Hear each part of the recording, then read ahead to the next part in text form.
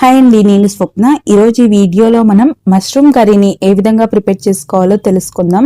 Taste అయితే సూపర్గా ఉంటుందండి. మనకి కలర్ రైస్, వైట్ రైస్, రోటీ, చపాతీ, బటర్ నాన్ ఎందులోకైనా అచ్చం మనం బయట రెస్టారెంట్లో తెచ్చుకుంటే ఏ విధంగా ఉంటుందో అదే టేస్టే వస్తుంది. ఎలా ప్రిపేర్ చేసుకోవాలో తెలుసుకోబోయే ముందు ప్లీజ్ వీడియోని లైక్ చేయడం అయితే మర్చిపోకండి.